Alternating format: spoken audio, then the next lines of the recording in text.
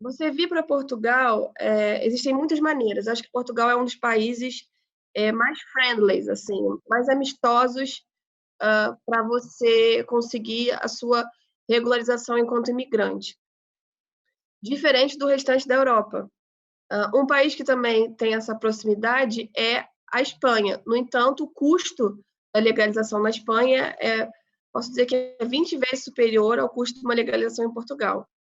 Então, você vindo para Portugal, é possível que você venha na condição de uma pessoa com rendimentos próprios, e aí a gente enquadra os aposentados e as pessoas que têm imóveis, ações, dividendos no Brasil. Então, donos de empresas e que a empresa pode ser conduzida por terceiros e eles vão receber o lucro anual dessas empresas. Mas, para esse visto, o que é fundamental é que a pessoa tenha o mínimo existencial para viver em Portugal com a sua família. E aí, nesse mínimo, eu não vou dizer que seja apenas o salário mínimo português, porque muitos vistos estão sendo negados sob essa perspectiva, de que a exigência, de fato, para cada pessoa, 600 euros, né? E para o segundo agregado, aí a família tem que ter 900, e para o terceiro, 200, enfim. Então, quando você vem com uma família de 3 pessoas a 1.100 euros ao mês, o consulado tem negado. Então, eu sempre vou recomendar que a pessoa tenha de 25% a 30% superior ao valor do mínimo existencial, ok? Além disso, é um requisito fundamental que as declarações dela estejam no imposto de renda, ou seja, toda a renda tem que ser comprovada através do imposto de renda no Brasil, e que ela tenha uma conta bancária em Portugal em que ela deposite, antes de submeter o processo do visto, aquele valor do mínimo existencial acrescido de 30% vezes 12.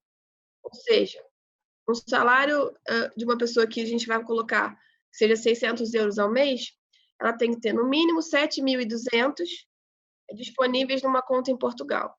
E eu vou acrescentar que ela tenha um pouco mais, 30%, 25% a 30%. Ou seja, numa conta bruta, o ideal é que a pessoa tenha no mínimo 10.000 euros numa conta bancária em Portugal antes de submeter o processo do visto. E que ela consiga comprovar que esses rendimentos são regulares, ou seja, não é um pontual, olha, eu tenho hoje 44 mil reais. Não, ela tem que mostrar que ela tem a capacidade de ter esse valor do mínimo existencial todos os meses, ok? Na sequência, nós temos o visto de trabalho para profissionais qualificados.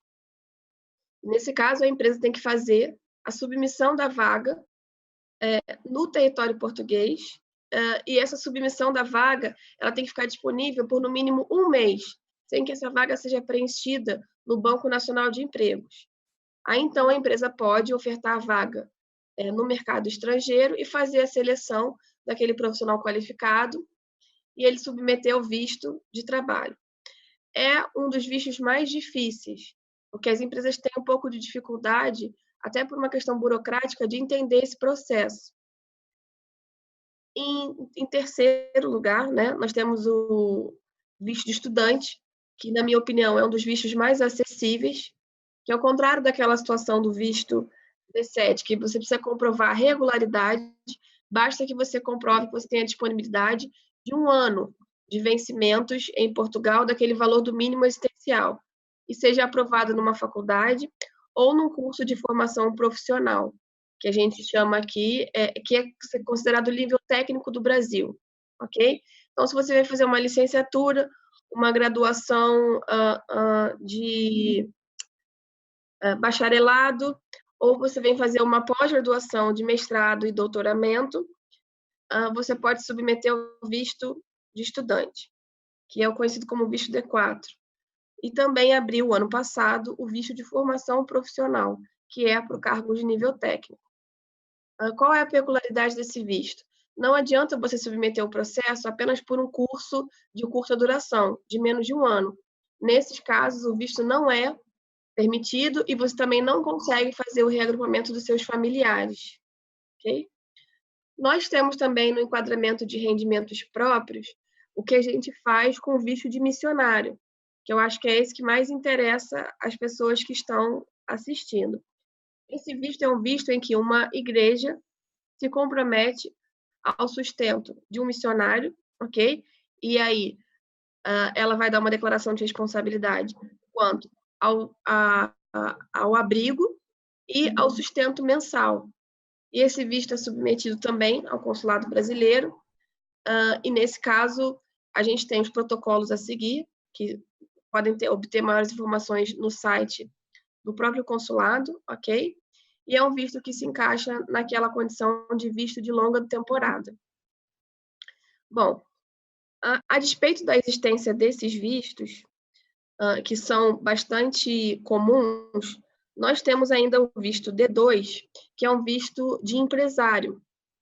Caiu um pouco em desuso em função de um procedimento que veio a nascer em setembro de 2017, que é o processo de manifestação de interesse, em que a pessoa não vem com o visto, e sim como um turista, abre uma empresa em Portugal e, a partir da abertura dessa empresa, comprovando que ela tem condições de sustento seu e da sua família, ela também consegue a residência portuguesa. Okay? Isso fez com que o visto D2 caísse um pouco em desuso, mas ele continua ativo e, para que ele seja fornecido, é necessário montar uma empresa em Portugal, submeter o projeto de negócio, o plano de negócios ao consulado, provar a viabilidade dessa estrutura negocial, e o consulado vai fazer análise se aquele negócio, aquela empresa é interessante para o mercado português. E a pessoa vem com visto D2. E com esse visto, ela tem capacidade de estar em Portugal e também de contratar pessoas. Ou seja, ela pode ser um veículo, um vetor do visto de contrato de trabalho para um dos seus no Brasil, por exemplo, desde que ela faça o procedimento, como eu disse anteriormente, que é a publicidade da vaga que ela venha ter no seu empreendimento, de no mínimo um mês no Banco Nacional de Empregos de Portugal. Esses são os principais vistos que nós temos, e que posso dizer que é a maneira de se regularizar no território.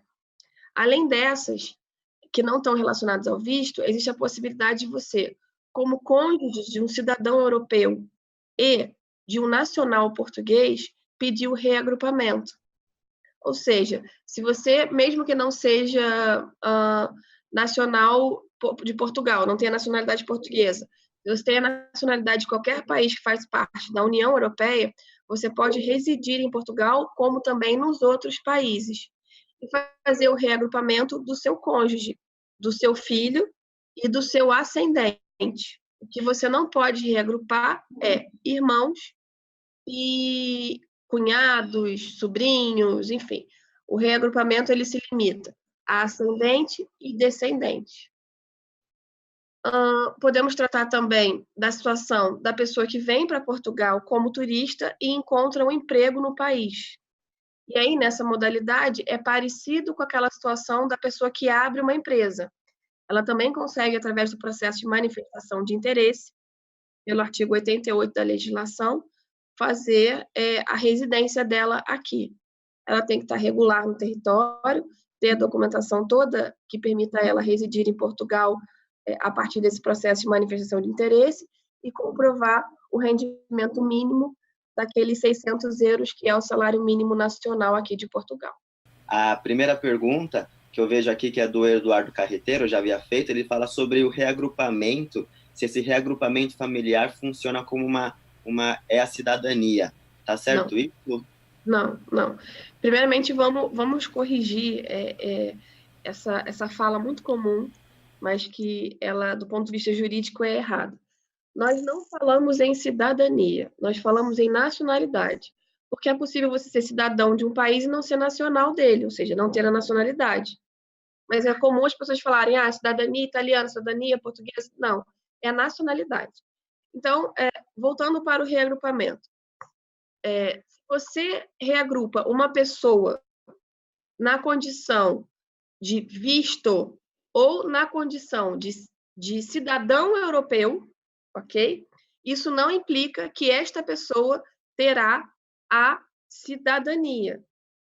Aliás, quando você tem o seu visto, não implica sequer que você tenha a cidadania. O que você tem com o seu visto é a autorização de residência. E o tempo dessa autorização vai ser variável. A primeira é concedida pelo prazo de 1 ano, renovável por mais 1 ano. Depois da primeira renovação, é concedida por 2 anos e renova por mais 2 anos. E após essa terceira renovação, é possível pedir a nacionalidade portuguesa. Se o seu título diz respeito à residência, o título do seu reagrupado vai casar, em termos de tempo, com o seu. Se o título do seu reagrupado diz respeito a nacional europeu, o vencimento é diferente, porque ele vai ter um título que vai ser emitido no ato do reagrupamento e vai ter a validade de 5 anos. Mas nenhuma das duas situações equivale à cidadania. Ok. Temos aqui algumas outras perguntas. Eu também tenho aqui algumas perguntas.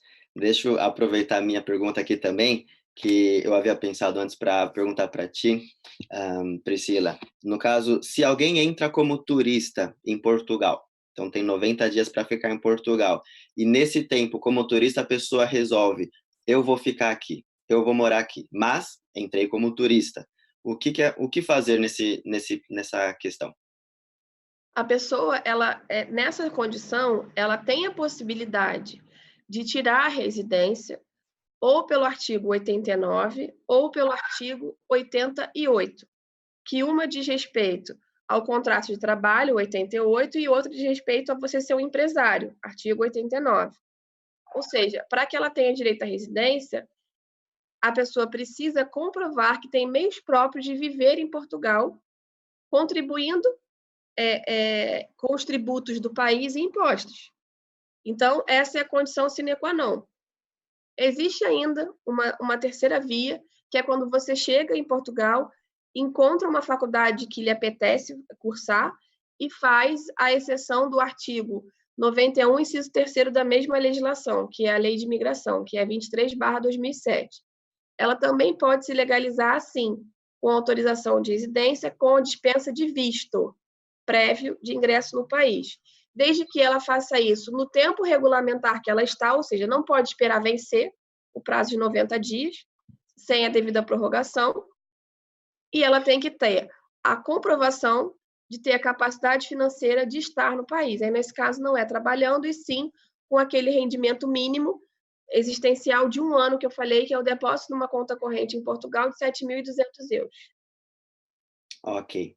Uma outra pergunta aqui seria do Maurício Barros. Ele pergunta: boa tarde, depois que se pega a primeira residência, quanto tempo de contribuição é exigido para a renovação da residência? Não, aí ele está partindo do pressuposto errado. Uma vez que você pega a residência, para que você se mantenha regular no país, você tem que contribuir para o resto da vida. Não existe uma situação em que você está residindo, só contribuiu para a residência, para a primeira, e depois vai parar. Não. Se isso acontecer, você vai perder o direito, porque, como eu disse, a condição fundamental para que você se mantenha regular no país é que você esteja contribuindo financeiramente com o país em termos do tributo, ok? Relacionado ao seu imposto de renda, aquilo que você recebe, e a segurança social. Ou seja, você tem que ser uma mão de obra ativa. E como mão de obra ativa, você é obrigado a fazer esse tipo de contribuição. Se a sua residência vem daí, é indispensável que você contribua. Se a sua residência vem de um visto de estudante, você não precisa contribuir nunca, porque você não está na condição de trabalhador. Mas se a sua residência vem de uma situação de empresário ou de trabalhador, a sua contribuição ela tem que ser permanente. Ok. Uma outra pergunta aqui do Frederico Silva. Sou bisneto de português, posso pedir a minha cidadania portuguesa? Não. Não, porque, primeiramente, a nacionalidade, voltamos ao termo para a gente Isso mesmo. afirmar, a nacionalidade portuguesa, ela hoje só é permitida para netos e filhos, sendo que, para netos, ela só avança se esse neto comprovar vínculos com a comunidade portuguesa de alguns anos, visitas regulares ao território, ok? E vínculos diretos com o país. Sem esses requisitos, a nacionalidade não é admitida. Diferente do caso do filho de português direto. O filho de português ele não precisa ter nada, apenas comprovar a sua legitimidade enquanto filho e dar entrada na documentação. O bisneto só passa a ter direito se ele fizer na cadeia, ou seja, na sucessão de nacionalidades dos seus ascendentes. Vai primeiro tirar do avô, para depois tirar do pai, para depois chegar nele. Ou seja, vai tirar na sequência. Vai ser, na verdade, uma nacionalidade de filho e de filho. Vai tirar o avô, vai tirar primeiro. Aí passou a ser filho de português. Já que ele é bisneto, o avô é que é o filho do português. Aí o avô vai tirar do pai e da mãe, que vai tirar por consequência de ter um avô português. Né? Ou seja, um pai português que tirou a primeira nacionalidade, até que chegue nele. De bisneto, direto, a legislação não permite. A italiana permite, a portuguesa não. É verdade. Ok. Uma outra pergunta mais específica sobre o visto religioso. Em outros países a gente tem essa definição de visto religioso, né? Não sei se em Portugal é essa definição mesma. Não existe um termo específico para esse visto. A gente fala no linguajar profissional que é o visto missionário. No entanto, ele se encaixa no visto geral de autorização de residência de longa duração, que é aquele mesmo do aposentado de rendimentos próprios. É o mesmo tipo de longa duração. Não seria o D4, D3, não é isso? Não, é o visto D7. D7, ok. Que as pessoas entendem que é o visto de aposentado. Ele não é só de aposentado. Ele é o visto de pessoas com rendimentos próprios. No caso do missionário, o rendimento próprio passa a não ser dele, mas ele tem um responsável financeiro em Portugal, que é uma igreja que está à frente do processo dele de missões. E aí ele passa a se enquadrar nesse visto de rendimentos próprios. Ok. Interessante. E uma última pergunta aqui. Digamos que alguém está ilegal. Estou ilegal em Portugal, passei dos meus 90 dias. O que eu faço?